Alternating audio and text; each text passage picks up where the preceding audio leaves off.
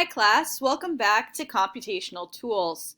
Today we'll be going through our second tutorial and we'll be learning about basic plotting commands in MATLAB. So let's get started. You'll see here that I still have my current workspace open from last tutorial, from tutorial 1, and I want to just clear everything before starting on the second tutorial. So in the command window, just right in the command window directly, I'm going to type in the clear all command to just get rid of all functions, all variables, everything. And from the command window, you don't need to hit command enter or control enter. You can just hit enter to execute the command directly. So let's execute that. And you can see my workspace is cleared. However, I'm still operating from the same directory, so you can see my current folder open on the left here. And I am just going to save this tutorial with my name, because you will be uploading this once again directly to Moodle. So remember to type out all commands directly in your script as prompted. And any responses that you give in the form of sentences, make sure to comment those out by using a % symbol to begin each line, as you'll see I have done with my instructions here. So a common use of functions in MATLAB is to evaluate a formula for a series of arguments. Now we're going to go through an example today looking at the velocity of a free-falling bungee jumper, and we're going to be using this example quite a bit in the upcoming tutorials just for familiarity of it.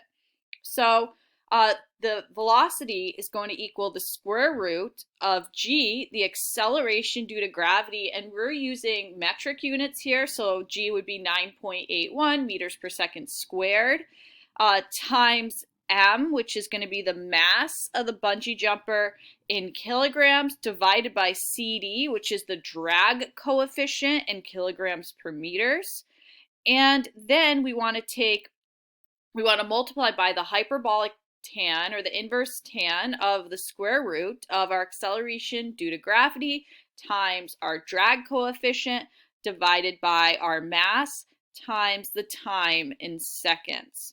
So let's begin by creating a column vector that we're going to call t, representing time, and we're going to set it up for values from 0 to 20 in increments of 2 seconds. So 0 by 2 to 20. And it's going to be a column vector, so we'll put our little prime after it. Okay, so you can see now the only thing in our workspace is the column vector t. And now let's check that the number of items in the time array, let's just check how long it is. We can go through and calculate, and we can count this by hand, of course. 1, 2, 3, 4, 5, 6, 7, 8, 9, 10, 11. Or you could see in your workspace that it's 11 rows by one column. Or you can use the length function. So we can do length t, and this counts up the number of elements in t. And you can see that, yes, in fact, it is 11 elements long. So now we're going to assign values to the parameters. And so g is acceleration due to gravity, and we're going to assign it a value of 9.81. Remember, the units are meters per second. M is going to be 68.1 kilograms, and the drag coefficient is going to be 0.25 kilograms per meter.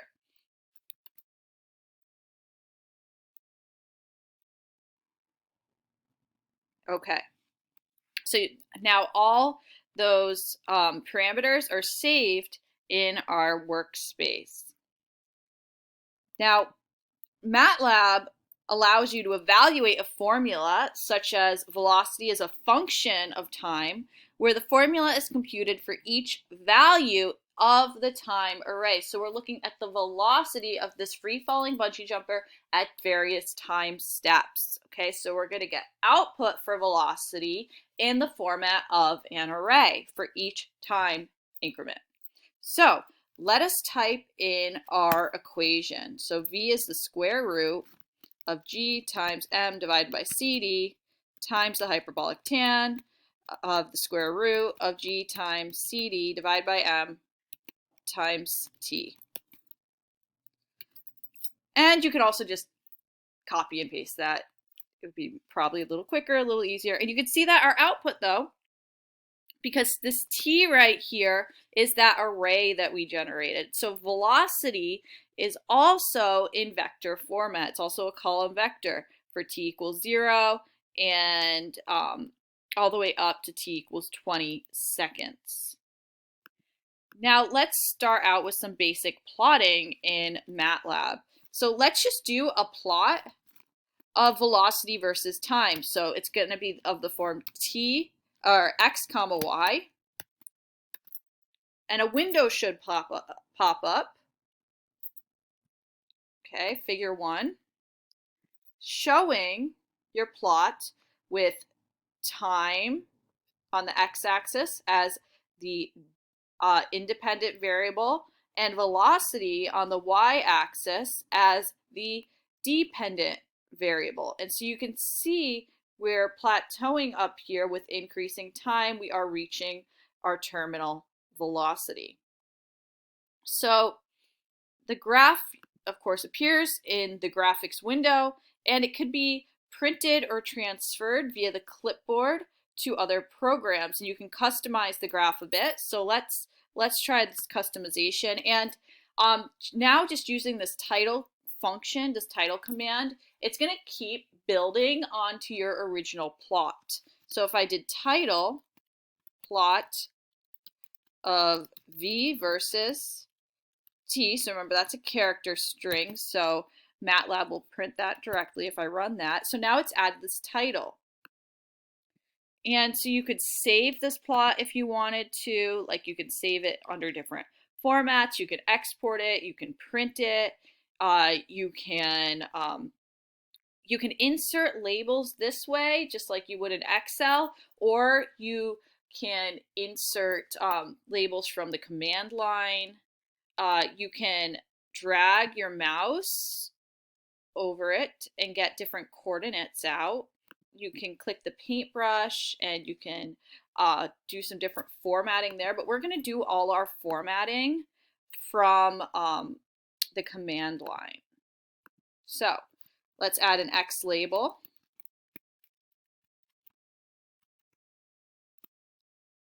Of values of t. Let's add a Y label. Values of v. And let's also add a grid. Okay, so I'm going to run all of these. So now you can see we have a grid added to our plot of v versus t. We have our values of velocity. We have our values of time. And of course, we can add units, we can change colors, and we are going to play with all of that in our tutorial today. Now, the plot command displays a solid thin blue line by default. If we want to plot each point with a symbol, we can include a specifier enclosed in single quotes in the plot function. So for example, if we want open circles, we can plot t, comma v, and use open circles. So that would be O in single quotes for open circles. So now you can see we have open circles showing our discrete points. Next, let's look at some of the plotting specifiers that are built into MATLAB. So colors, so if we added B in single quotes, our series would be blue. Symbols are blue line. We can have green, red, cyan. So there's many different options. We have different symbols. So the point is our period. Let's see, we can do an X mark, star, square. So this is all there for your reference. And you can also look up more about plot by typing help plot into MATLAB. So now we can learn more about it. So take a little bit of time, pause the video now, and play around with your plot, change the formatting. I'd like to see what you've done, and so include your commands in your script that you played around with. And let's just do one together. Let's do plot t comma v s. So we're going to have dashed lines that are going to be green. Okay.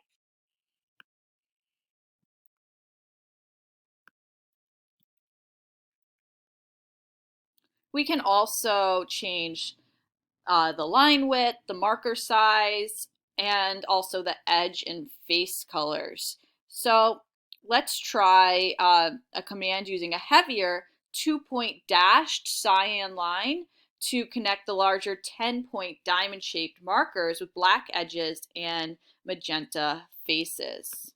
So let's try this out. Now,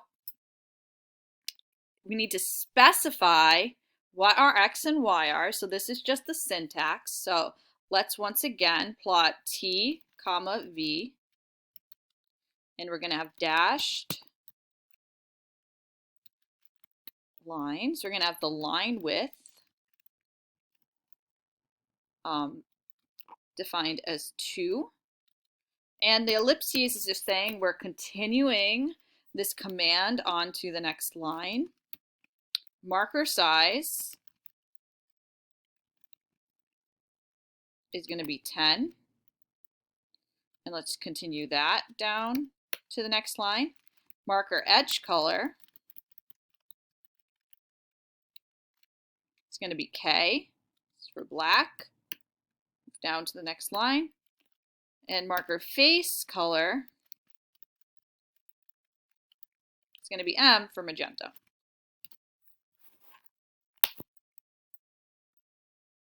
Okay, so now you can see that we have reformatted this, but we lost our title and we lost our axes titles because we didn't include them in this new plot. So anytime you type plot out again, a new plot will be generated. If you don't type out plot ahead of time, any of your formatting edits would just be overridden onto your most recent plot. So note that the default line width is 1 point. For the markers, the default size is 6 point with blue edge color and no face color. MATLAB allows you to display more than one data set on the same plot. For example, an alternative way to connect each data marker with a straight line would be as follows. So what we're going to do is we're going to plot time on the x, v on the y, and then that's going to be our first series. And then our second series is going to be t once again, v once again, but this time having open circles. So let's see what happens here. Okay, so what has happened is that our first series by default was plotted as a 1 point blue line. Now our second series default color is red with MATLAB.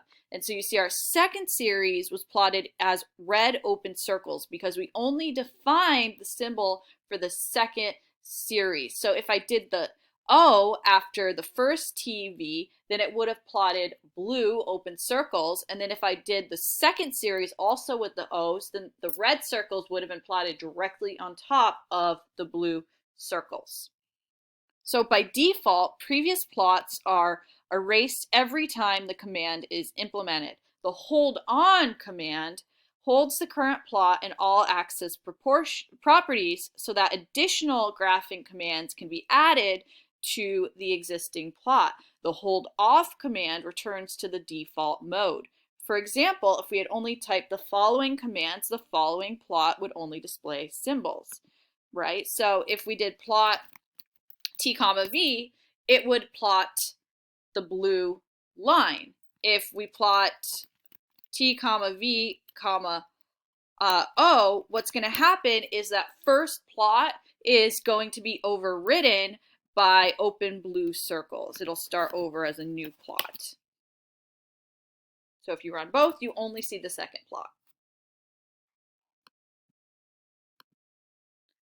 To contrast, the following commands would result in both lines and symbols being displayed. So if we used hold on, we could plot t, temp, time, and velocity. Then we tell it, hold on, don't overwrite, don't start over. We're going to add to this plot. And so then we're going to plot our second series, which is going to be t, comma, v, open circles. And then we're going to tell it to hold off. Okay, we're done. And so you'll see the blue line with the red open circles now.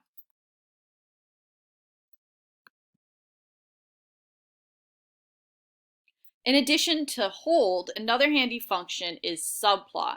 And subplot allows you to split the graph window into sub-windows or panes. So it has the syntax subplot, and it follows very similarly to the matrix syntax, where you have the number of rows, m, the number of columns, and then which pane you are plotting in for the current plot. So we can demonstrate subplot by examining MATLAB's capability to generate three-dimensional plots. The simplest manifestation of this capability is the plot3 command, and that has the syntax plot3 and then the x variables, the y variables, and the z variables. And x, y, and z are vectors of the same length. And so the result is a line in three-dimensional or three space through the points whose coordinates are the elements of x, y, and z. And so we're going to run through an example of this plotting a helix. And so first, what we're going to do is we're going to graph a circle with the two-dimensional plot function.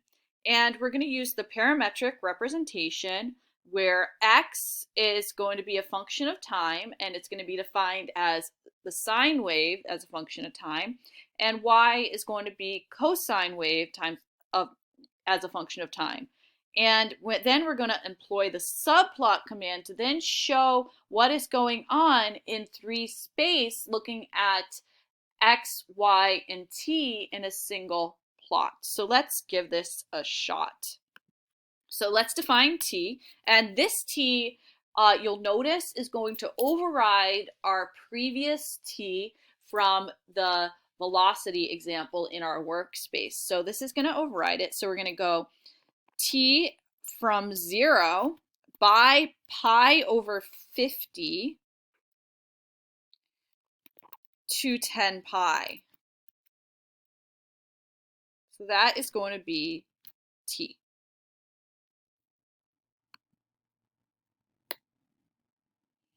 And then we're going to do a subplot 1, 2, 1. We're going to plot sine of t and cosine of t.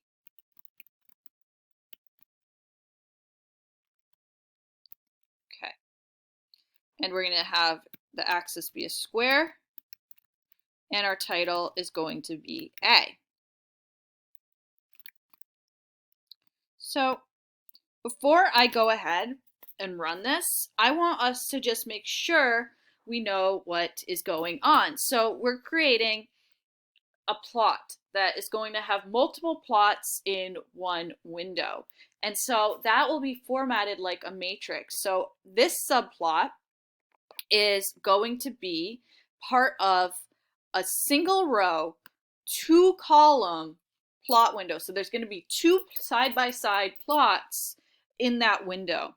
And so what we're saying is, okay, so this is going to be the first one. This is going to be the plot in the first pane. So the one in, there's one row, it's going to be in the first column on the left. That is where we want to plot this. And what we are plotting on the x-axis is sine of t. And on the y-axis, we're plotting cosine of t, where t goes from 0 to 10 pi. And we're going to call this pane A. That's what we're naming, giving it the title of. So let's run it. So now you see exactly that. We see that, okay, there's room definitely for another plot to the right of this because we told MATLAB that this is we're using the subplot function, and so we're going to have two plots ultimately side by side in this window. So our first one is going to be cosine t versus sine t. And of course, that generates a circle. So we have plotted a unit circle here. Now, we're going to see what happens when we show x, y, and t together on one plot. So the reason that we set up axis square was to force the axis to be a square, or else our circle would have been distorted and it would not have looked like a circle. Now we're going to add the helix to the graph's right pane, and to do this we again are going to employ a parametric representation with x being sine of t, y being cosine t, and this time z is just going to show time. And so we're going to type subplot. Okay, so now this is going to add on to our previous plot, and we're going to show this is going to go into the second pane. That's what that second 2 is. And we're going to use the plot 3 to plot in 3 dimensions. And it's going to be sine t on the x, cosine t is going to be the y, and t is going to be z. And we're going to title this B.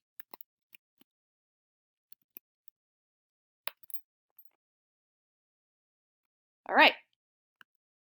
So what we're seeing is we can imagine moving through time. So starting down here at time equals 0, we're moving through time. And what we're doing is we're actually drawing out this circle. Okay, so in 3 space, it looks like a spring. But in 2 dimensions, just looking down at, so we have the x, the y, and z. Okay, so x is coming out this way, y is coming out the other way. So if you look just straight down at this plot, it would look like a circle. But in reality, if you show what's going on over time, like pretend you're drawing out this circle, it takes time to do that. And so we're tracing up this helix or this spring shape. So as time evolves, the x and y coordinates sketch out the circumference of the circle in the xy plane in the same fashion as the two-dimensional plot. However, simultaneously, the curve raises vertically as the z-coordinate increases linearly with time.